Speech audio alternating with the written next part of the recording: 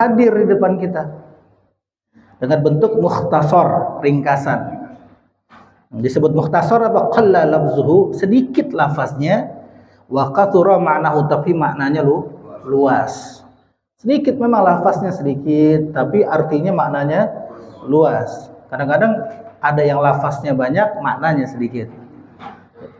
Namanya mukhtasar. Minal ikhtisari fil fiqhi, dari ringkasan di dalam kitab fikih. Huwa lughatan, fikih adalah secara bahasa, kemarin udah dijelasin maknanya al-fahmu, paham. Wa istilahan, secara agama, secara istilah, al-ilmu bil ahkami syar'iyyatil amaliyati. Yang namanya fikih itu adalah tentang ilmu hukum-hukum agama al-amaliyah, yang diamalin, yang dipraktekin. Jadi kalau kita belajar ilmu hukum kan fakultas hukum. Ini kalau udah fakultas syariah itu udah semuanya, mau ekonomi itu semua ada di dalam kitab ini. Hukum ekonomi, berdagang, semuanya ada di sini semua. Ada semuanya. Kalau udah ngomong fakultas syariah itu semua nggak dipisah-pisah, semua hukum ada di sini. Jadi bukan cuma ibadah doang, bukan sholat, puasa, bukan. Ini semua hukum ada di dalam kitab ini. Namanya ilmu hukum agama yang dipraktekin. Karena ilmu hukum ada yang diamalin, dipraktekin, ada yang diyakini. Yang diyakini apa? Ilmu tauhid. Allah itu di mana? Allah itu punya sifat iradat, qudrat. Itu namanya ilmu kudu diyakinin, bukan dipraktekin. Tapi kalau fikih, ilmu yang mesti dipraktekin. Maling gimana hukumnya, nyolong gimana hukumnya, riba gimana hukumnya, ekonomi kan.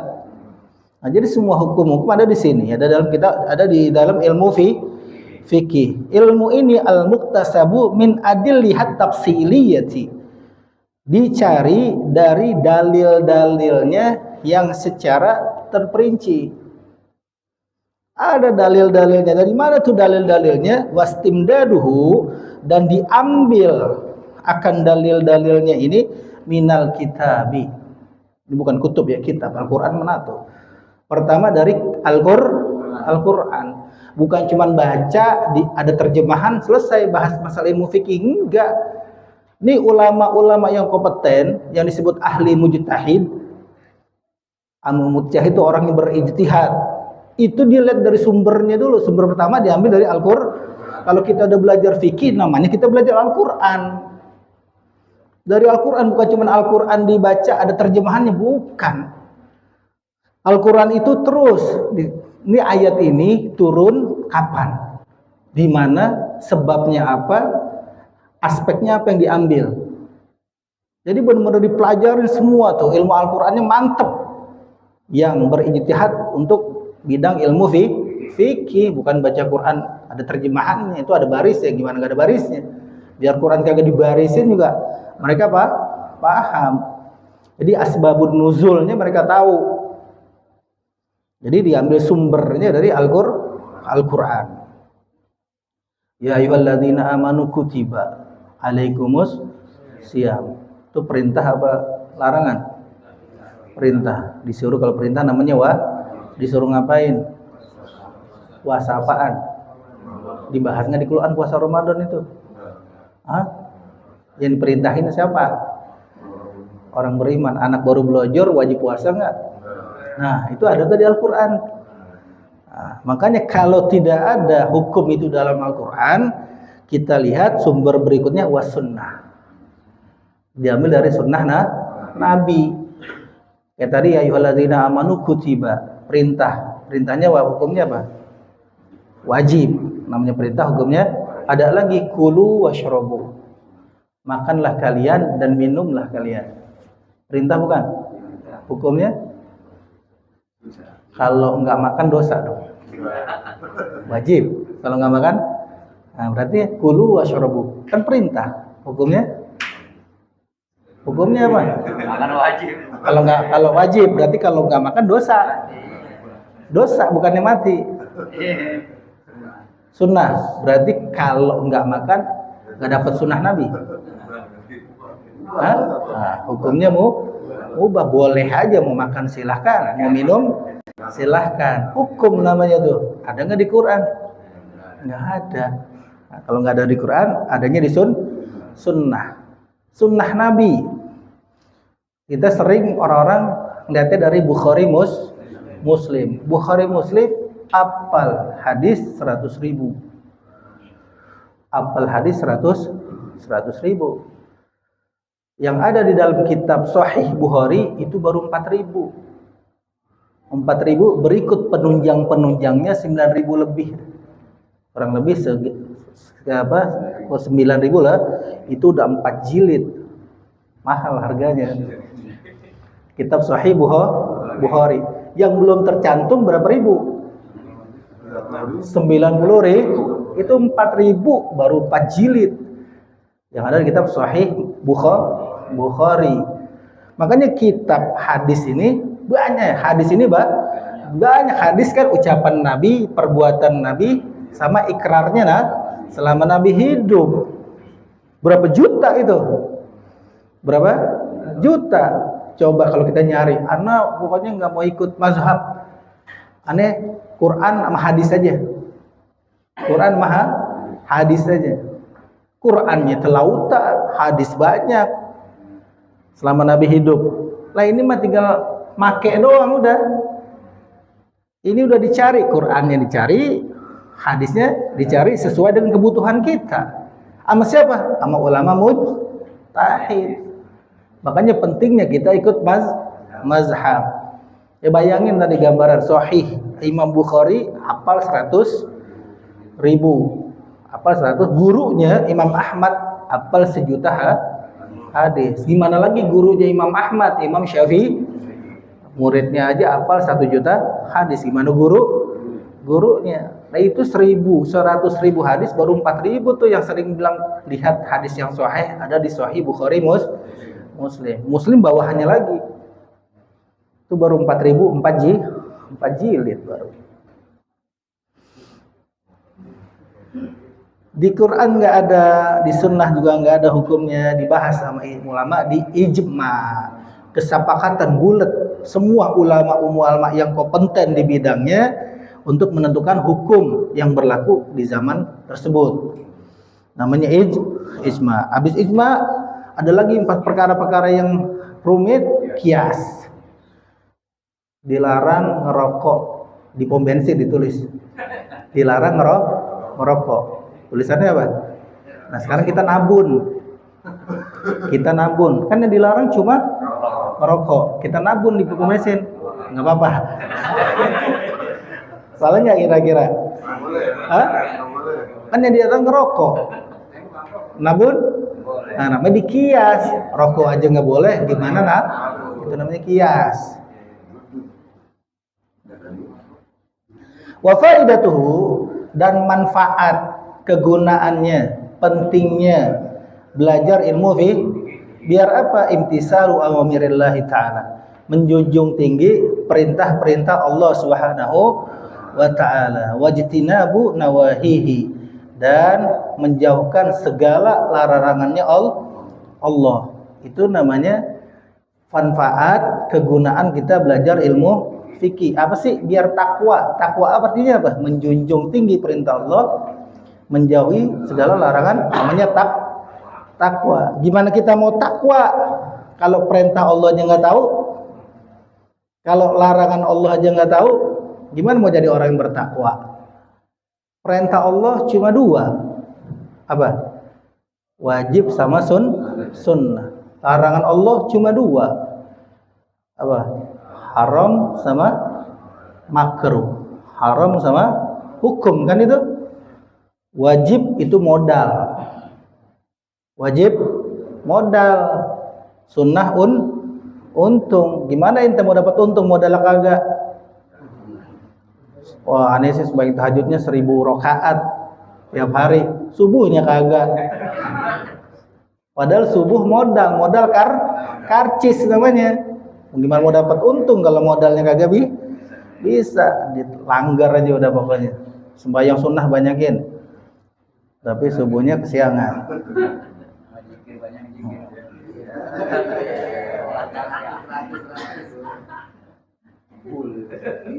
Jadi wajib itu modal, sunnah itu untung. Haram itu menyebabkan orang jadi rugi. Maksudnya rugi mendapatkan neraka. Makruh, ngerjain yang makruh menyebabkan orang itu rendah kualitas surganya. Rendah kualitas. Kalau kita wajibnya kita laksanain, sunnahnya bagus, bukannya sholat, puasa, semuanya sunnah, cakep dikerjain, itu meningkatkan kualitas kita di dalam surga. Kalau kita wajib aja masuk dapat surga enggak? Ya dapat. Pernah lagi itu Nu'man bin Qawqal al-Huzai, dia tanya sama Rasulullah, ara'aita in shallaitul maktubati wa sumtu ramadhana wa ahlaltul halala wa haramtul harama wa lam azid ala dzalika syai'a. Gimana pendapatmu Rasulullah? Jika aku cuma salat wajib doang. Cuma salat wajib doang. Puasaku cuma puasa Ramadan. Terus aku cuma menghalalkan yang halal, mengharamkan yang haram. Enggak nambah lagi, cuma begitu doang udah. Yang halal aku anggap halal, yang haram aku anggap haram, puasa doang sama sholat doang yang wajib. Adkhulul jannah ya Rasulullah, apakah aku masuk surga? Kata Rasulullah, na'am, masuk surga. Ngerjain yang wajib doang masuk surga. Padahal Nu'man Qawqal al-Huzai ini enggak punya kaki, pincang. Pincang. Tapi perang Badar selamat. Perang Badar selamat. Begitu perang Uhud, dia pahalanya gede di perang. Begitu perang Uhud, begitu subuh dia keluar dari perang. Kalau zaman Nabi, begitu Nabi bilang perang, girang sahabat semuanya.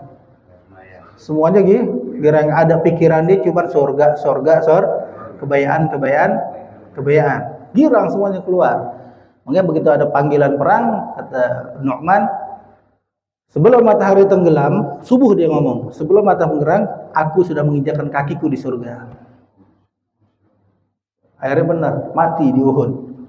70 orang, kalau kita dari Madinah tuh ziarah ke Jabal Uhud, itu 70 orang, di situ ada Nu'man Qawqal al-Huzai, termasuk Hamzah di situ. Dibenarkan sama Rasulullah, aku lihat Nu'man di dalam surga dengan mempunyai 2 kaki yang sempurna. Orang kalau masuk surga kakinya balik lagi. Itu siapa? Nu'man. Jadi kita belajar fikih ini suruh takwa. Disuruh apa? Biar takwa, biar benar ibadahnya, biar benar sholatnya, benar wudunya, benar semuanya benar. Jadi buat apa belajar fikih? Belajar hadis dulu, kan begitu sekarang.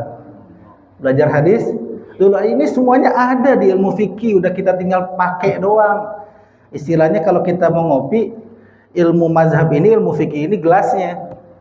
Gelas Al-Quran, termosnya. Itu mau Al-Quran hadis doang, ya makan kopi dari termos.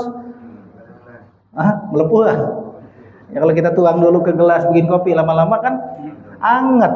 Udah kita tinggal minum doang, udah rapi. Sama ulama udah diajarin, udah diatur. Diambil dari Quran, sunnah, ijma, ya sudah rapi. Makanya ada istilah, jangan dulu belajar hadis sebelum belajar hadas. Jangan belajar hadis dulu sebelum belajar hadas. Nah sekarang anak ente umur 3 tahun, kencing tuh, terus suruh bini ente, itu bocah kencing, bersihin. Bini ambil air seember, suci nggak tuh air? Suci. Banyak nggak tuh air? Seember. Kurang dari 2 kula, sekitar kurang lebih 218 li. Nggak ada 2 kula kan? Sama bini ente, itu air kencing dipel. Najis gak tempel? Najis, dicelupin ke ember. Najisnya bentuknya apa tadi? Air kan dimasukin ke ember. Najis nggak tuh? Najisnya apa tuh? Karena apa? Hah? Najis karena apa? Karena pel bercampur dengan air kan masuk ke air jadinya najis. Diperes sama bini ente, didorong lagi. Najis gak nih tadi? Didorong lagi. Najis nggak jadinya? Najis kan pakai molto tadi, pakai wangi. Tubin najis nggak? Nah kata ente sebagai laki kamar sekalian mi. Dibuang, tetap air embernya dibuang sama bini ente. Ganti air baru. Diganti air najis gak tuh embernya? Hah? Kenapa najis? Nah, karena tadi air najis masih basah, nempel di dituang air najis. Masukin lagi tuh kempel. Kamar semua. Najis nggak? Lama-lama pakai kipas angin kering. Masih najis nggak? Najis nggak? Najis. Namanya najisnya apa? Hukmiyah. Kalau tadi najisnya ainiyah, barangnya masih ada air kencingnya. Namanya najisnya ainiyah. Begitu dipel najis semua ini kamar. Kering, tetap namanya apa? Hukmiyah. Kering sama kering gak jadi masalah. Nah, ente pulang kerja, sembahyang, wudu, nggak pakai sendal, masuk kamar, kaki gelar sejadah, sembahyang, isya, baca surat pertamanya Yasin, surat keduanya Ar-Rahman, cakep nggak tuh? Kelar wirid. Pertanyaannya, sholatnya sah nggak? Sholatnya sah nggak? Kenapa enggak? Nah, itu dia. Kira-kira kita begitu nggak?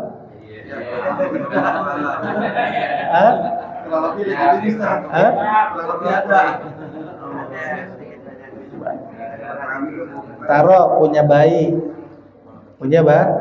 gumoh najis gak gumoh? Najis. Dimasukin ke ember malam-malam, mabini ente air di bak, masukin tuh baju bayi yang gumoh, masukin baju ente yang suci, baju koko, najis gak? Najis. Diperes, buang airnya, taruh lagi, masukin air, masukin pewangi, najis nggak? Tetap kan wangi. Najis. Kenapa najis? Udah airnya najis, ditambahin lagi barang yang bikin air itu mutaghayyir, berubah, bukan air mutlak, air mutaghayyir. Kalau tadi baju dulu dimasukin najis, dimasukin air yang kurang dari 2 kula, air yang datang nutupin itu paket nggak najis. Tapi karena ditaruh molto pewangi, jadi air mutaghayyir, air 2 kula nggak bisa kalau berubah untuk mengangkat najis itu. Najis. Jemur, kering, terus diteriska pakai pewangi, nggak bau gumoh, nggak. Pakai sama ente sholat, sembayangnya cakep tuh, kayak tadi. Nah pertanyaannya, habis salam sah nggak sholatnya? Nah begitu nggak kita tuh? Nah, ntar kita lihat kita punya nilai nggak sholat kita. Nah, beginilah ilmu fikih. Untuk mempelajari ilmu fikih. Ala mazhabil imamina. Menurut mazhab seorang imam al-mujtahidi yang ahli ijtihad, namanya Abi Abdillah. Panggilannya Abi Abdillah. Mazhab apaan mazhab? Tahu nggak mazhab? Kan kita ngikutin mazhab nih. Mazhab siapa yang kita ikutin? Imam Syafi'i. Jadi mazhab itu hukum yang dikumpulkan oleh ulama yang ahli ijtihad mutlak, mujtahid mutlak, dan ditetapkan berdasarkan Al-Quran dan hadis oleh seorang yang tadi saya sebut pangkatnya mujtahid mutlak.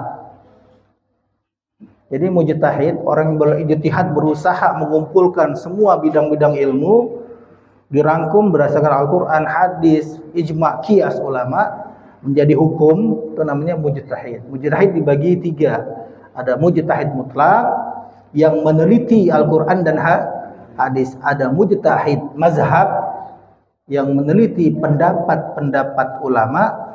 Ada mujtahid apa yang ketiga tuh, yang meneliti hasil pikiran dari pendapat-pendapat ulama. Jadi mujtahid mutlak, mujtahid madhab, sama